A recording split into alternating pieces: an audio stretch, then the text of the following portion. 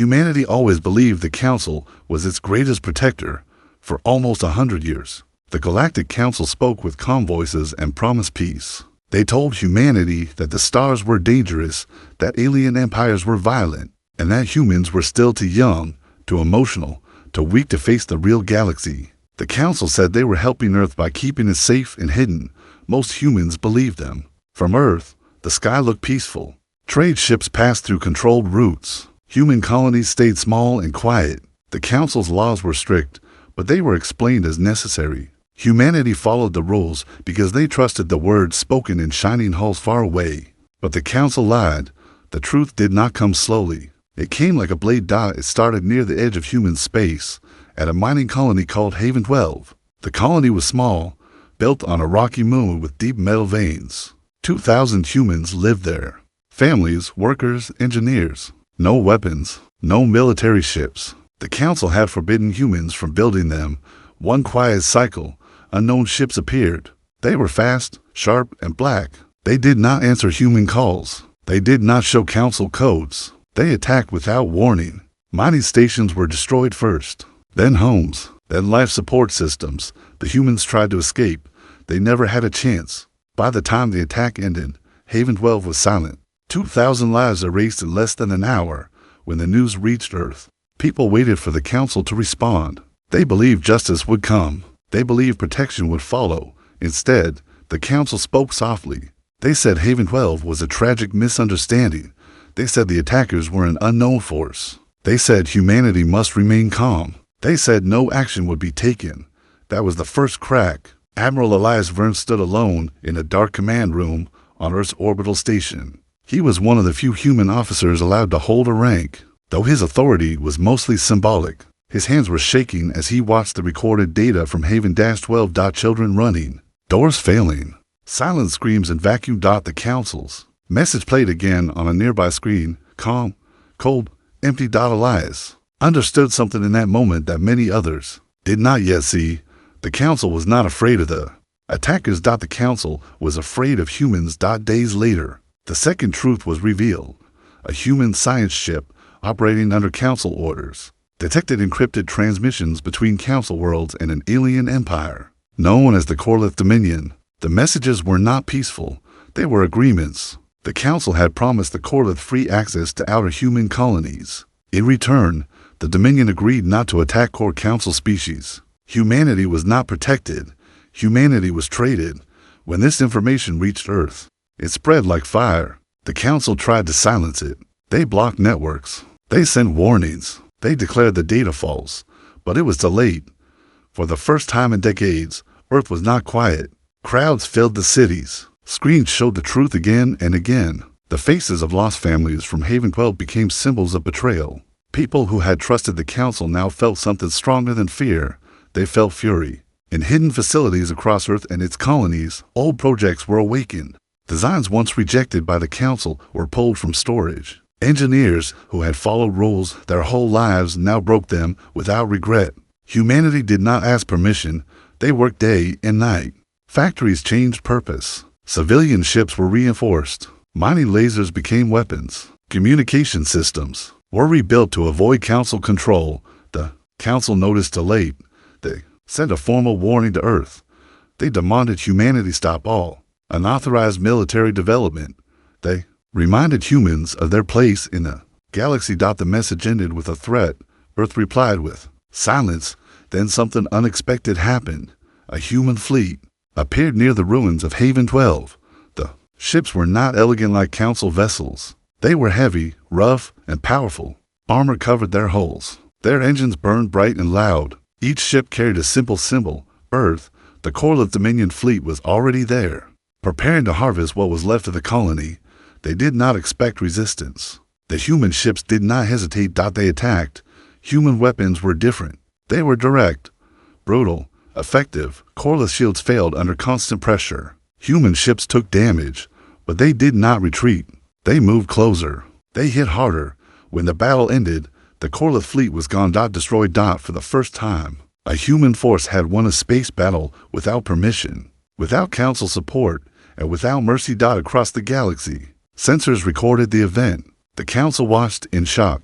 Other species watched in fear. Humanity had crossed the line. Admiral Elias. Vern looked at the burning remains of enemy ships and spoke words that would soon echo far beyond human space. They thought we were weak because we were kind. He said quietly. They were wrong. And far away, in the bright halls of the Galactic Council, the members finally understood the truth. The war they tried to avoid had already begun. The galaxy reacted faster than the Council expected. Within hours of the battle near Haven 12, every major power had seen the recordings. Ships exploding. Human vessels pushing forward instead of retreating. No panic. No hesitation. Just controlled fury. For centuries, humans were known as obedient and careful. Now they were something else. The Council called an emergency session. In their grand chamber, voices rose in anger and fear. Some members demanded punishment. Others demanded silence. A few whispered the word no one wanted to say, war. The Council sent a final order to Earth. It was not calm this time. It was sharp and direct. Humanity was accused of breaking galactic law. The destruction of the Corlith fleet was called an act of aggression. The Council demanded that all human military forces stand down and submit to inspection. Earth did not answer. Instead, humanity spoke to the galaxy for the first time, without Council control. A single broadcast went out on open channels. No symbols of the Council. No alien language filters. Just a human voice, steady and clear. Admiral Elias Vern stood before the camera. We were told the Council protected us, he said. They lied. They traded our lives for their comfort. Haven 12 was not a mistake. It was a price. The message spread everywhere. We will not beg. We will not hide. Any force that enters human space without permission will be treated as an enemy. This is not revenge. This is survival. Then the broadcast ended. Across human space, fleets moved. Colonies once quiet began to change. Old cargo ships were converted into carriers. Small defense platforms were built around planets and moons. Human pilots trained without rest. Engineers pushed machines beyond safe limits. They were not preparing for peace. They were preparing for what came next. The Corlith Dominion responded quickly. Their pride was wounded and their losses were real. They sent a much larger fleet toward human territory, confident in their numbers and experience. The Council watched and did nothing. They told themselves this would teach humanity a lesson. The battle happened near a blue gas giant at the edge of human-controlled space. The Corlith fleet arrived first, forming tight formations. Their commanders expected fear. They expected humans to retreat or surrender. Human ships arrived one by one, then dozens, then hundreds. They did not form perfect shapes. They did not wait for orders from distant leaders. Each ship moved with purpose, guided by shared data and clear intent. The fight was violent. Human ships took damage, but they adapted fast. When shields failed, they changed tactics. When weapons overheated, they closed distance. They used gravity, debris, and even enemy wrecks as weapons. The Corlith were confused. Humans did not fight like the others. They fought like they had already accepted loss. When the battle ended, the gas giant was surrounded by burning wreckage. The Corlith fleet retreated, broken and scattered. Humanity had held the line. News of the second victory spread fear across the galaxy. Neutral systems began closing borders. Trade routes changed. Some species quietly contacted human diplomats, offering information, supplies, or silence. Others prepared defenses. The Council felt control slipping away. They tried a different approach. A delegation was sent to Earth. High-ranking Council members arrived under heavy guard, expecting anger, maybe even violence. Instead, they were met with cold calm. Admiral Vern listened as the Council representative spoke. They admitted mistakes. They spoke of balance. They warned that open war would destroy humanity. They offered a return to protection, but with stricter oversight. Vern looked at them and said nothing at first. Then he showed them the names. A long list filled the room. Thousands of names, families, children, workers, Haven 12, other colonies. Other incidents the Council never spoke about. These people trusted you, Vern said. They died because of you. The Council representative tried to respond. Vern raised a hand. We are done being managed, he said. Leave. The delegation left Earth in silence. As their ships disappeared, the Council finally understood something dangerous. Humanity was not asking for a place in the galaxy anymore. They were taking it. Far beyond human space, ancient powers began to watch closely. Species that had never cared about Earth now studied human tactics and psychology. Some felt fear, some felt respect, and some felt opportunity. In a dark region of space, unknown fleets began to move. The galaxy was changing. And the Council knew, deep down, that they had created something they could no longer control. The third wave did not come from the corelith. It came from the shadows. Deep beyond map space, signals appeared that did not match any known species. Long-range sensors detected massive energy movements, slow but powerful. These fleets did not rush. They watched. They measured. The Council knew these signs. They belonged to the Vorum Collective, an ancient force that only moved when weakness was exposed. For centuries, the Council had feared them. Now, because of human defiance, that fear was returning. The Council sent a secret message to Earth. This time, there were no threats, only urgency. The Vorum are awake, the message said. If they advance, no one will survive alone. Human leaders debated the warning. Some believed it was another lie. Others remembered the data recovered from old archives. Entire systems erased. Species turned to dust. The Vorum did not conquer. They consumed. Admiral Elias Verne chose to respond. If this is true, he said, then you should have told us long ago. No alliance was offered. No forgiveness was given. But information was shared. Old star maps. Forgotten battle records. Weapon data the Council had hidden from humanity. Human analysts studied everything. They learned quickly. The Vorum ships were massive, living structures fused with machines. They adapted to enemy fire. They did not retreat. They moved like a slow tide, crushing everything in their path. Humanity understood the danger. They also understood something else. The Vorum had never fought humans. At the edge of human space, the first Vorum scout appeared. It was larger than any Council cruiser, shaped like a dark spine in space. It ignored hails. It ignored warnings. Human ships moved to intercept. The battle was short and terrifying. Human weapons barely slowed the Vorum vessel. Energy beams bent around its hull. Missiles were absorbed or crushed. One human ship was torn apart without effort. Then a human pilot did something unexpected. Captain Maracade, flying an outdated frigate, cut her engines and drifted directly into the path of the enemy. Instead of firing, she launched a concentrated data burst into the Vorum hull, using frequencies designed for human neural interfaces. The effect was instant. The Vorum ship paused. It did not stop, but it slowed. Its movements became uneven. For the first time, it reacted. Human forces opened fire with everything they had. The Vorum vessel collapsed inward, breaking apart in silence. Humanity had found a weakness. The news spread fast. The Vorum were not invincible. They were thinking machines. Human engineers focused on neural disruption weapons. They used human brain mapping research, emotional pattern data, and chaos-based signals. Unlike the Council species, humans had spent centuries studying their own minds. They turned that knowledge into a weapon. The Vorum advanced anyway. System by system, they pushed forward.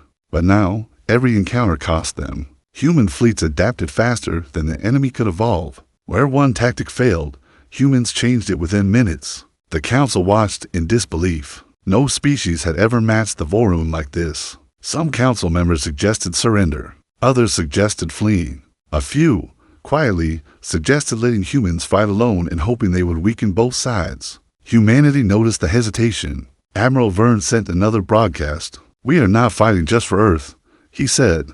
"We are fighting for every species that was lied to, used, or sacrificed. Stand with us or stand aside."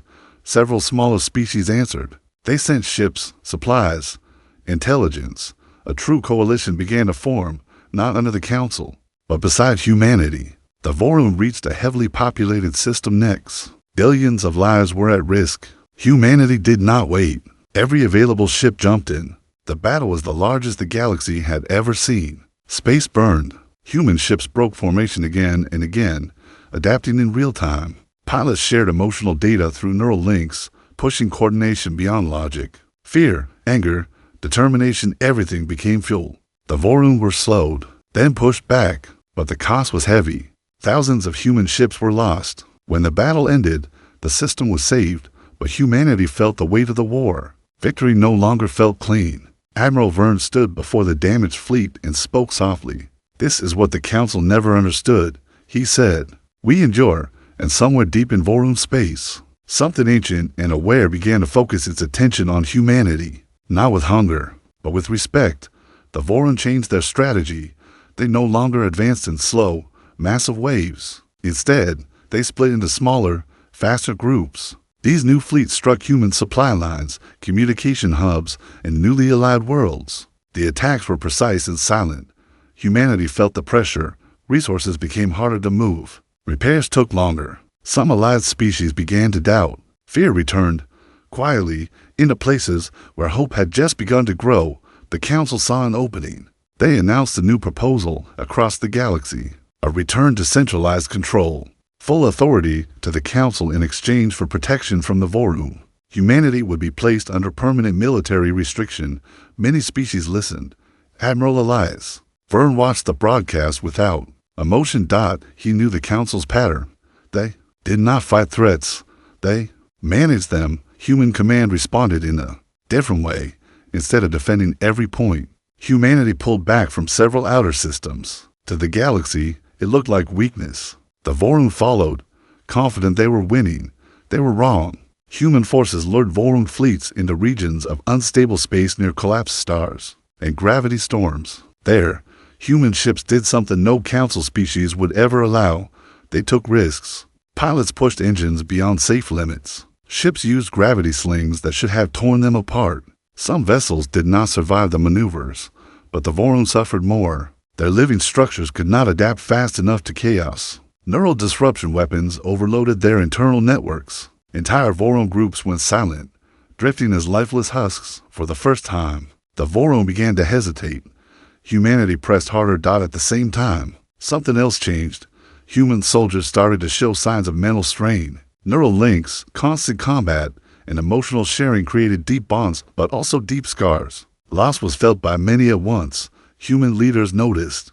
They did not hide it. Admiral Vern ordered rotation cycles, rest zones, and psychological support across the fleet. Even in war, humanity protected its own allied species. Noticed this too. They had never seen a power slow itself down to care for individuals. Support grew stronger. The Council's proposal began to fail. Then, the Voron struck at Earth. It was not a full invasion. It was a message. A single massive vessel appeared at the edge of the solar system. It did not fire. It did not move closer. It simply existed, dark and impossible to ignore. Every human sensor focused on it.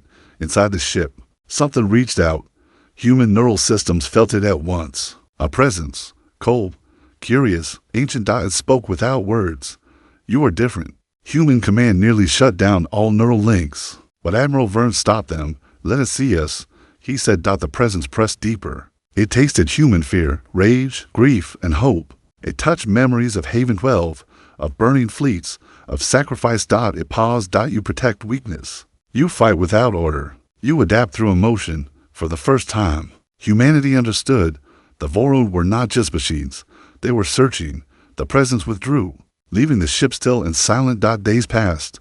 Then the Voron vessel left the system without firing a single shot.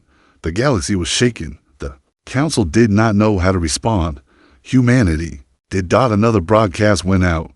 We will not kneel, Vern said, but we will not destroy without reason. If the Voron seek understanding, we will answer with truth. In the darkness beyond known space, Voron command nodes processed something new. Humanity was not prey. Humanity was a question, and the answer was not yet decided.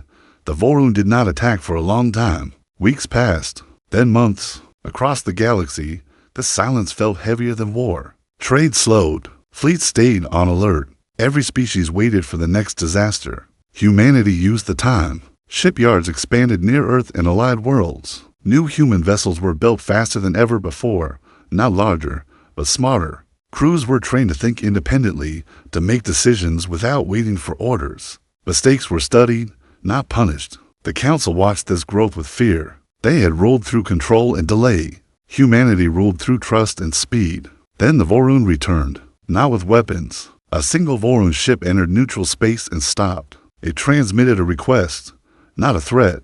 The signal was simple, translated through human systems. We wish to understand. The Council panicked. They demanded the meeting be canceled. They warned that it was a trap. They reminded everyone of ancient destruction. Humanity ignored them. A human delegation arrived at the meeting point.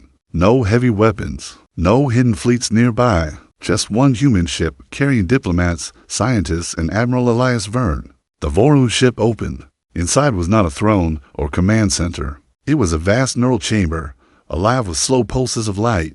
At its center, a presence formed not a body, but a shared mind. You are chaos, the Vorun presence said.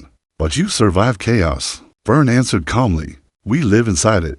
The Vorun shared their truth. Long ago, they were created to prevent endless wars. They watched civilizations rise and fall.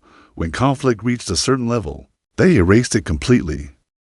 It was efficient. It was final, emotionless, until they met humanity. You fight to protect the weak, the Vorun said.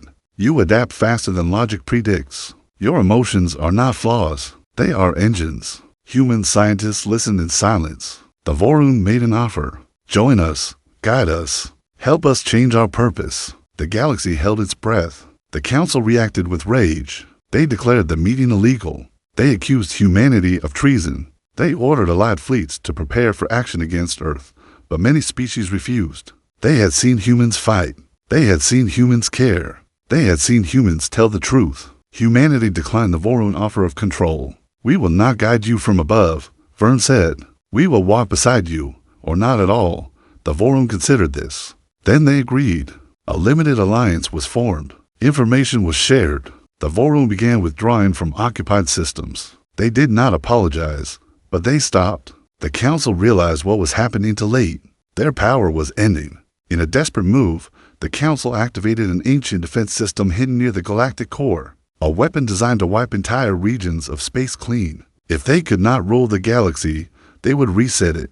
Human sensors detected the activation. Admiral Verne spoke one last time to his people. This is the final lie, he said. Human fleets and Vorun ships moved together for the first time, side by side, toward the heart of the galaxy. The journey to the galactic core was unlike any battle before it. The ancient council weapon was not a fleet or a station. It was a network hidden inside dead stars and collapsed systems. Once fully active, it would release waves of energy that would erase life, history, and memory across thousands of systems. The council called it balance. Humanity called it extinction. Human and Vorun ships advanced together through unstable space. Their designs were different, their minds even more so, but they learned fast. Human emotion-driven tactics filled the gaps in Vorun logic. Vorun precision strengthened human assaults. For the first time, the galaxy saw true cooperation. The council defended the core fiercely. Automated fleets, old but powerful, attacked without mercy. Council species stayed hidden behind machines, unwilling to risk themselves. Human pilots pushed forward anyway. Losses were heavy. Ships fell. Crews were lost. But human forces did not slow. When paths were blocked, they created new ones. When command nodes were destroyed, junior officers took control without hesitation. The Vorun watched this closely. They did not understand sacrifice before. They were beginning to. At the center of the network, a massive structure emerged, built into a shattered star. Energy pulsed through it like a heartbeat.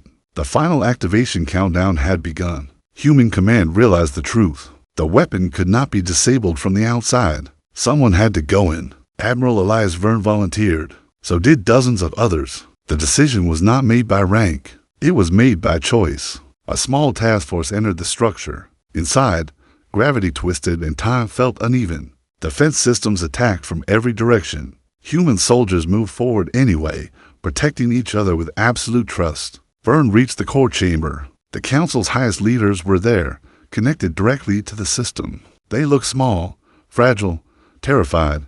This was never about peace, Verne said. It was about control. The council leader tried to justify it. Fear, history, survival. Verne did not argue. He acted. The core was overloaded. The structure began to collapse. There was no escape time. Outside, human and Vorun fleets felt the surge. The Vorun presence spoke through every channel. We will carry your memory. Verne smiled as the light consumed the chamber. The weapon died with him. Across the galaxy, systems stabilized. The ancient network went silent forever. The war was over. But victory did not feel loud. Human ships returned home slowly. The council no longer existed. In its place, uncertainty waited, and humanity stood at the center of it. The galaxy did not celebrate. There were no grand parades, no shining speeches. Too much had been lost. Too many names were now part of quiet lists, remembered in silence rather than noise. Earthborn Admiral Elias Verne. His face appeared on screens across human space, not as a hero carved in stone, but as a man who chose to stand when others hid. Children learned his name not as a legend, but as an example. The Vorum kept their promise. They withdrew from all occupied systems and dismantled their old war logic. They did not disappear, but they changed. Their fleets became watchers instead of executioners. When they spoke rarely and only with honesty. Humanity did not rule the galaxy. They refused to. Instead, a new assembly formed. Not a council above all, but a circle beside all. Each species spoke for itself. No hidden deals, no silent sacrifices. Decisions were slow, sometimes painful, but they were real. Human representatives did not sit at the center. They sat among the others. Some species feared humanity at first. They remembered the fury, the battles, the unstoppable advance. But they also remembered something else. Humans rebuilt worlds they did not own. Humans shared technology without chains. Humans answered calls for help even when there was nothing to gain. The galaxy learned to trust again. On the edge of human space, a small memorial drifted where Havenwell once stood. It was simple. No weapons, no flags, just names etched into light. The Vorum presence visited it once. "You changed us," it said. A human voice replied, quiet and steady. "So did you, years past." Human children grew up looking at the stars not with fear, but with curiosity. Human ships traveled freely, not as conquerors, but as explorers. When threats appeared, they were faced together, not hidden behind lies. The story of the Council became a warning. Power without truth always breaks. Peace without justice never lasts. And across the galaxy, one lesson remained clear to every species that remembered the war. Humanity was never the weakest race. They were the ones who endured betrayal, faced extinction, and still chose to protect others. When the universe tested them, they answered with fury and with mercy.